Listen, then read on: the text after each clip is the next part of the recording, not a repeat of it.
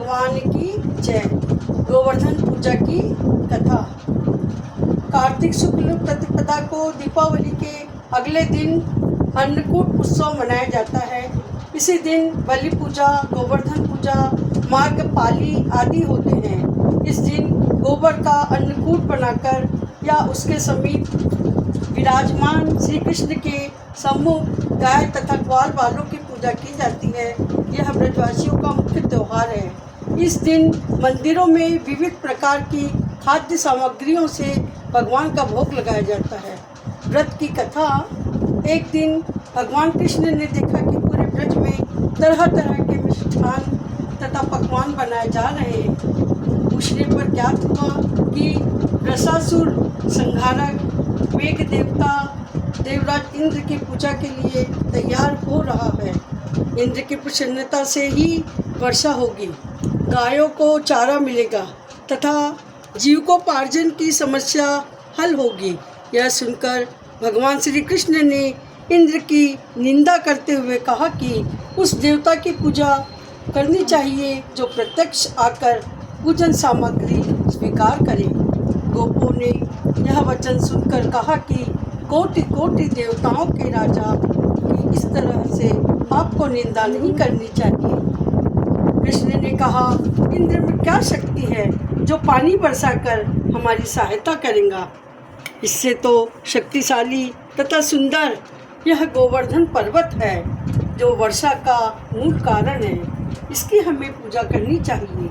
भगवान श्री कृष्ण के वाग्य जाल में फंसकर सभी ब्रजवासी घर जाकर गोवर्धन पूजा के लिए चारों ओर धूम मचा दी।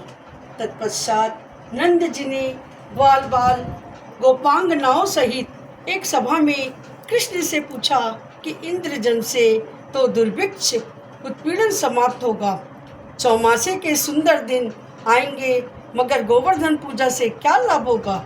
उत्तर में श्री कृष्ण जी ने गोवर्धन की भूरी भूरी प्रशंसा की तथा गोप गोपियों की आजीविका का एकमात्र सहारा सिद्ध किया। भगवान की बात सुनकर समस्त ब्रजमंडल बहुत प्रभावित हुआ तथा स्वगृह जाकर सुमधुर मिष्ठान पकवानों सहित पर्वत तराई में कृष्ण द्वारा बनाई विधि से गोवर्धन की पूजा की। भगवान की कृपा से ब्रज निताओं द्वारा अर्पित समस्त पूजन सामग्री को गिरिराज ने स्वीकार करते हुए खूब आशीर्वाद दिया। सभी जन अपना पूजन सफल समझकर प्रसन्न हो रहे थे।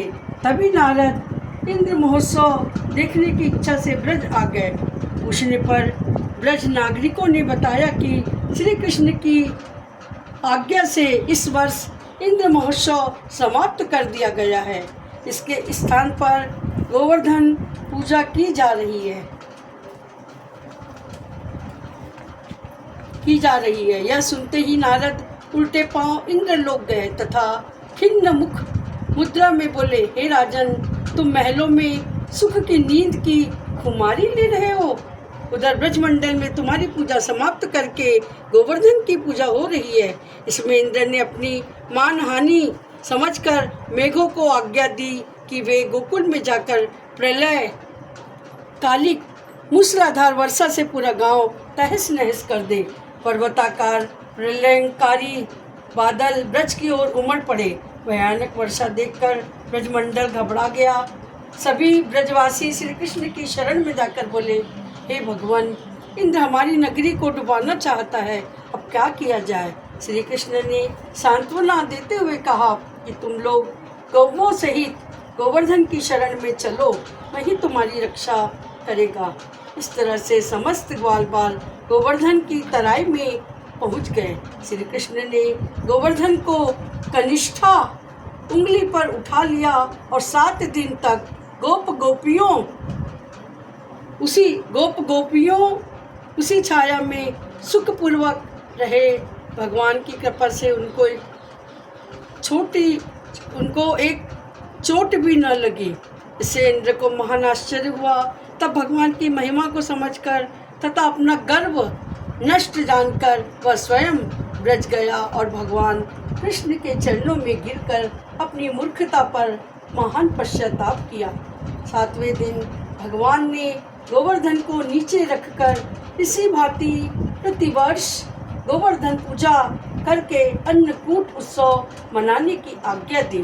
तभी से यह उत्सव अन्नकूट के नाम से मनाया जाने लगा। बोलो श्री कृष्ण भगवान की जय।